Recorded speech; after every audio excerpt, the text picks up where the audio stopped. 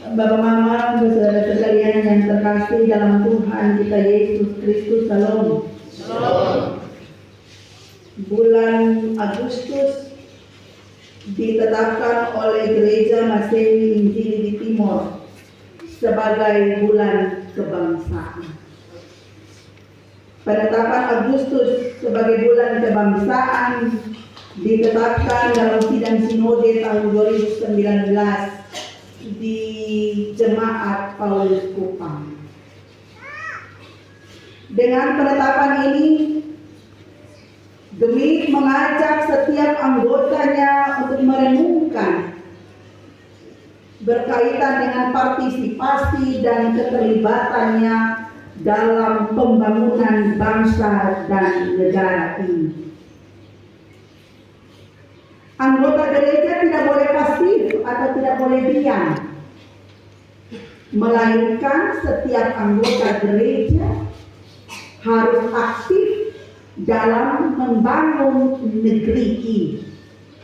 Dan tentu kita berpartisipasi membangun negeri ini dengan talenta yang Tuhan sudah kasih untuk kita. Setiap anggota gereja harus mengerjakan pekerjaannya dengan baik,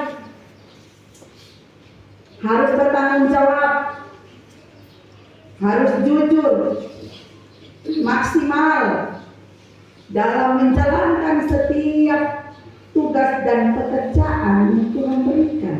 Dan tentunya kita bekerja berdasarkan talenta yang Tuhan kasih atau karunia yang Tuhan kasih untuk kita.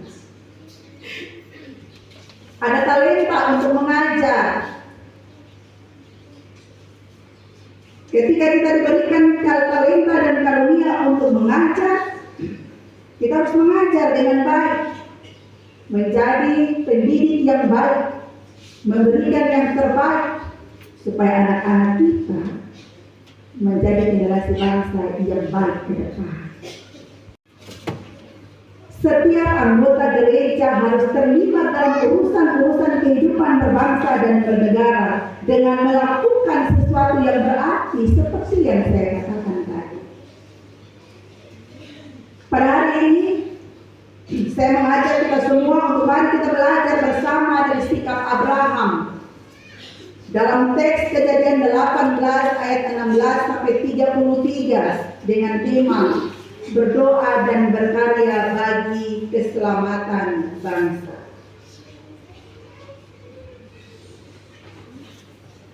Jemaat yang dikasihi Tuhan, ada seorang pemikir kuno, Aristoteles.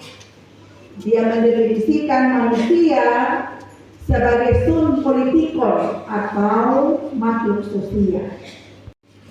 Maksudnya adalah bahwa seseorang barulah disebut sebagai makhluk sosial apabila dia mampu berpartisipasi dalam kehidupan sosial yang dimulai dari lingkungan keluarga, dimulai dari kampung, bahkan kemudian puncaknya ada dalam lingkup negara. Partisipasi yang dimaksud adalah menunjukkan potensi-potensi diri secara maksimal bagi masyarakat dan juga bagi bangsa. Tadi saya sudah kasih contoh berkaitan dengan seorang pendidik. Dia harus mengabdikan hidupnya bagi negara dengan mengajar dengan sungguh-sungguh sebagai seorang pendidik. Itu kerja untuk diri, bukan kerja saja untuk diri, tapi untuk bangsa dan negara. Guru akan kasih yang baik supaya anak demi masa depannya baik, bukan saja mengharumkan nama kota, tetapi juga mengharumkan nama bangsa.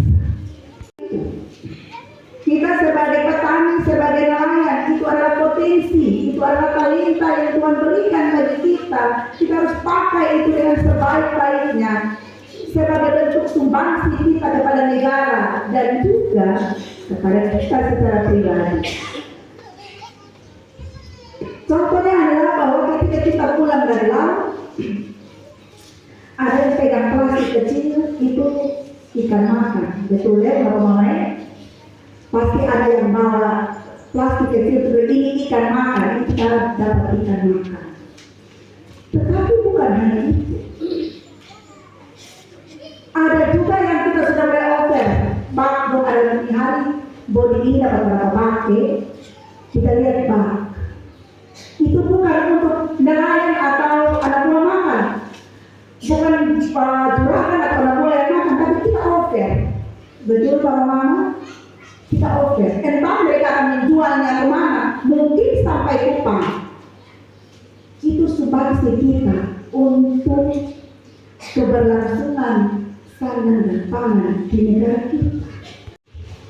Itu adalah talenta yang Tuhan kasih untuk kita juga bisa berpartisipasi aktif di dalam kehidupan berbangsa dan bernegara.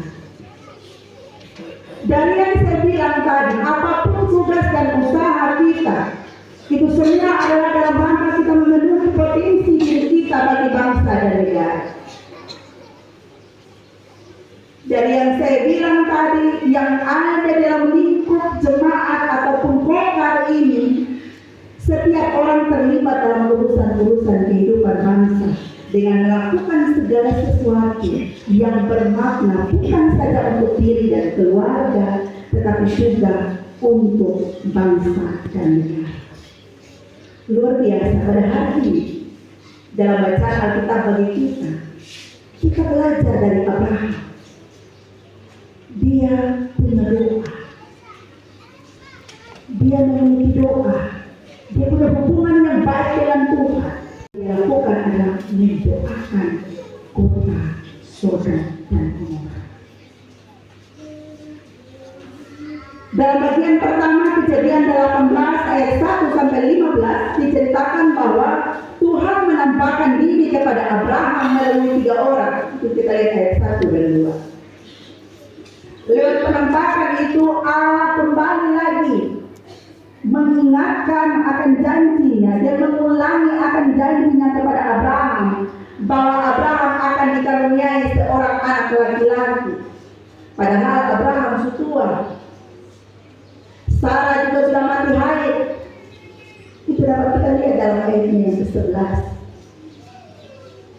Tetapi Allah tetap dengan janjinya bahwa dia akan mengaruniakan kepada Abraham seorang anak laki-laki. Apa yang Tuhan janji dia akan tepati walaupun terkadang mustahil adanya.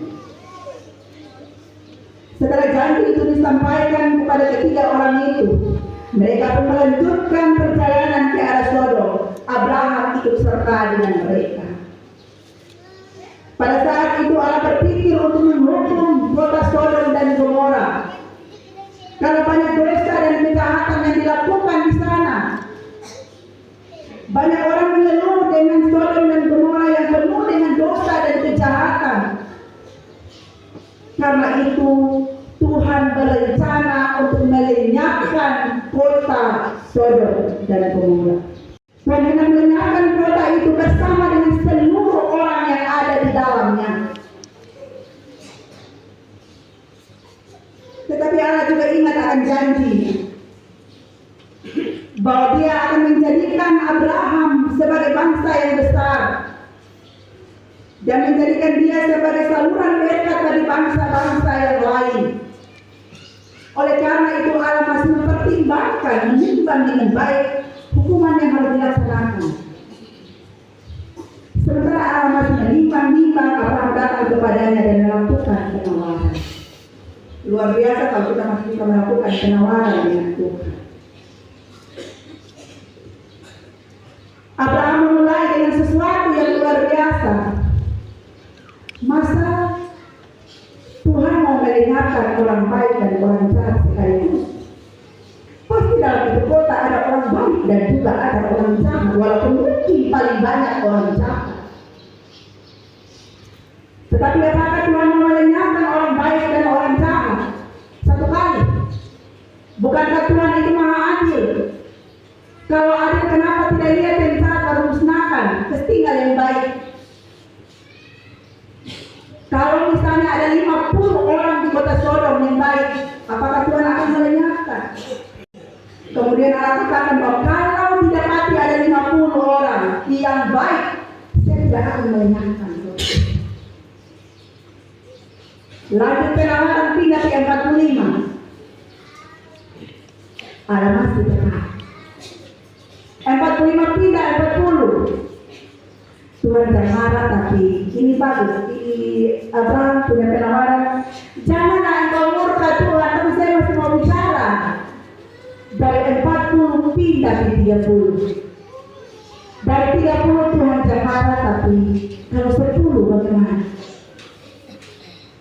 Tuhan bilang kalau didapati 10 orang yang baik ada di kota Sodom itu, saya sekali-kali tidak akan melenyapkan kota itu. Tetapi kenyataannya adalah bahwa Lot dengan 2 anak perempuan yang diselamatkan. Kota Sodom harus dimusnahkan. Karena Allah tidak main-main dengan dosa. Dosa harus dilenyapkan. Dosa harus dihapuskan. Yang menyakiti hati Tuhan, Tuhan harus kasih ganjaran. Oleh karena itu, Lot dan 2 anak perempuan yang diselamatkan pada saat itu, dia kurang, tidak pas 10. Dalam tafsiran yang saya baca berkaitan dengan kota Sodom dan dosa yang mereka buat, lebih banyak itu adalah dosa seks.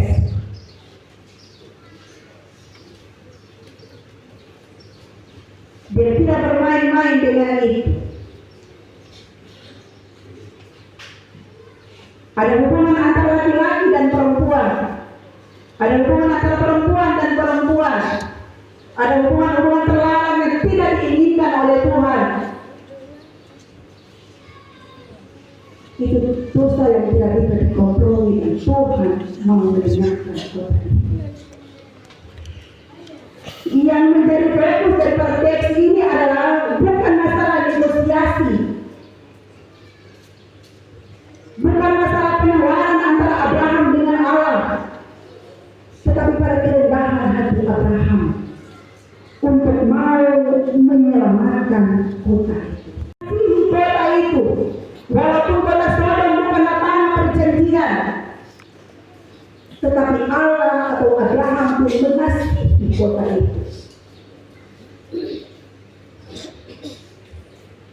Jemaat yang dikasihi oleh Tuhan, ada banyak pesan iman yang dapat kita ambil dari bacaan kita pada hari ini. Yang pertama, berdoalah sungguh-sungguh untuk bangsa ini. Berdoalah sungguh-sungguh untuk PKR ini. Dalam setiap saat teduh yang kita lakukan di rumah kita masing-masing, berdoalah untuk keselamatan PKR ini. Yang di dalamnya tercakup ada kedamaian bagi bangsa kita. Berdoalah agar Allah menolong kita, menolong sesama, menolong anak bangsa dengan berbagai macam kesukaran, ancaman, bahkan bencana dan kejahatan yang dilakukan. Berdoa bagi kita, khususnya mereka yang sadar atau tidak sadar, ada banyak hal yang perlu kita. Abraham sudah melakukan itu. Kita pun dalam saat teduh kita setiap hari, mari kita berdoa untuk kedamaian kota ini. Beberapa waktu yang lalu, kami ada latihan lansia. Ketika latihan lansia, saya juga lagi sakit. Ada beberapa mama sudah datang, yang sudah datang, beberapa. Kemudian setelah nenek yang lain ada di mana? Ternyata separuh ada di Inter. Lansia juga bisa jadi Inter. Ada di sebelah. Bikin apa?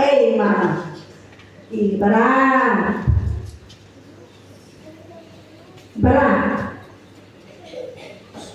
Ya seperti biasa pas kita mau lansia ini, karena waktu EJ juga belum datang waktu itu kita mau lansia pas dengan urapan kuasa roh bicara, dia mulai berbicara.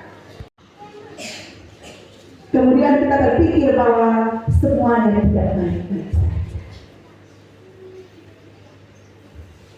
apa yang harus kita lakukan sebagai orang tua, sebagai papa, sebagai mama, sebagai gereja, bahkan setiap anak-anak Tuhan yang berada di bidang pemerintahan.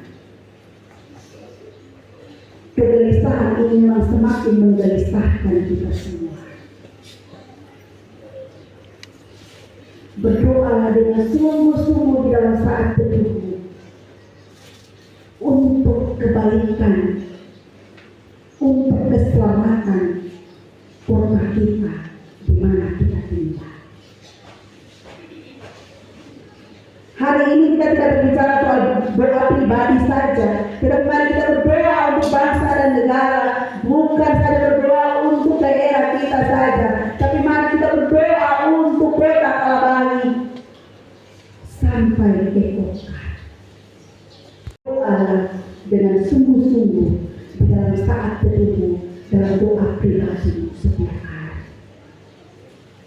Jangan yang ada adalah bahwa ini anak begini dikutuk saja. Yang model begini kita doa kutuk saja. Tidak. Abraham mendoakan yang baik dan semuanya diserahkan kepada Tuhan. Amin. Menggumuli adalah kita menggumuli diri kita. Kita berbicara tentang Indonesia, kita berbicara tentang Kupang, kita bicara tentang Nusa Tenggara Timur, kita bicara tentang Kalabari, kita bicara tentang Beka, kita berbicara tentang siapa kita. Kita berbicara tentang diri kita. Berdoa untuk itu. Yang kedua, pesan iman yang dapat kita ambil adalah sebagai bagian dari bangsa ini, orang Kristen harus berpartisipasi aktif dalam membangun bangsa ini. Sebagai ibu rumah tangga, bekerja dengan baik. Sebagai kepala keluarga, bekerja dengan baik. Sebagai pemuda-pemudi dan anak-anak, lakukanlah tugasmu dengan baik, karena itu adalah bentuk partisipasimu untuk membangun bangsa dan negara ini lewat talenta yang Tuhan kasih. Yang tahu hanya tahu memasak, menjaga anak, mengurus rumah, itu talentamu. Pergunakanlah itu untuk membangun keluargamu dan kemudian dapat terwujud dalam kehidupan masyarakat dan bernegara. Apapun tugas dan usaha kita, kerjakanlah dengan penuh dedikasi yang tinggi, sehingga apapun itu dapat berdampak bagi kehidupan orang banyak. Yang ketiga, pesan iman yang dapat kita ambil. Jangan bertanya apa yang diberikan negara kepadamu, tetapi bertanya pada dirimu sendiri. Apakah yang dapat engkau berikan bagi bangsa dan negara ini? Yang dapat kita persembahkan untuk bangsa dan negara ini apa?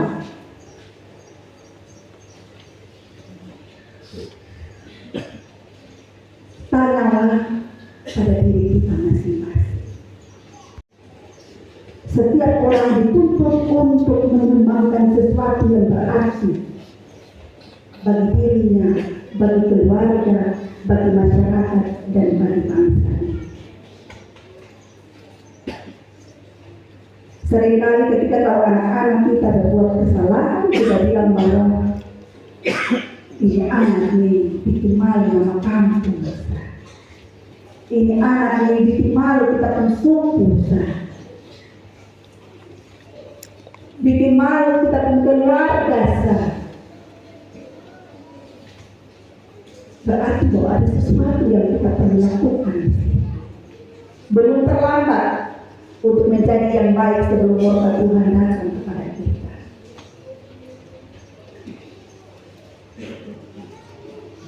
Tuhan menyelamatkan Lot dan dua orang anak perempuan, karena dia mengabulkan doa syafaat Abraham. Namun Tuhan sudah menghancurkan kota Sodom dan Gomora karena kejahatan penduduknya, dan pasti menghukum orang-orang yang berbuat dosa. Kota Sodom dan Gomora sudah membuat Allah murka. Oleh karena itu, negosiasi sampai 10 pun tidak bisa. Allah harus melakukan apa yang dia lakukan menurut pandangan yang baik. Jemaat yang dikasihi oleh Tuhan kita Yesus Kristus, doa syafaat Abraham mengingatkan kita untuk tidak egois berdoa bagi orang lain dan juga untuk keselamatan kota di mana kita tinggal.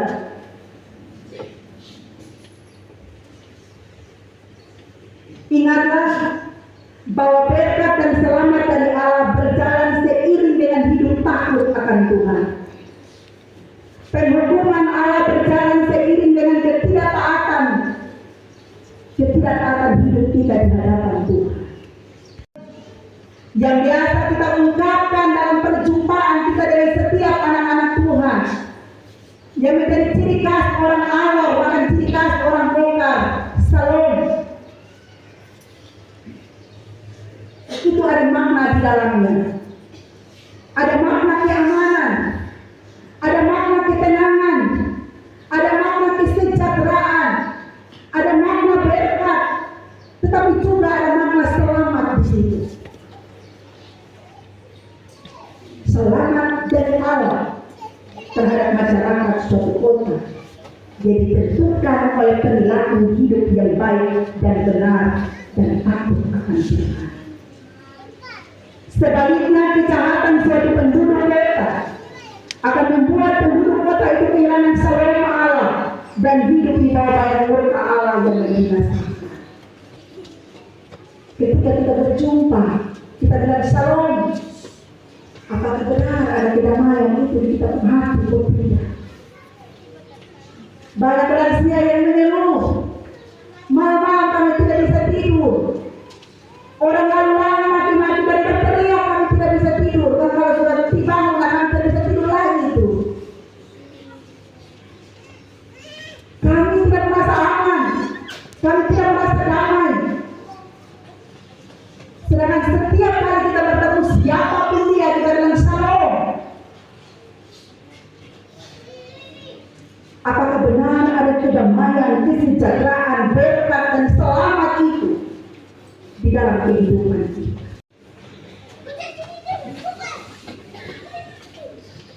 Ingatlah bahwa kejahatan suatu penduduk kota akan membuat kota itu kehilangan shalom Allah seperti yang saya bilang, dan hidup di bawah bayang murka Allah yang membinasakan.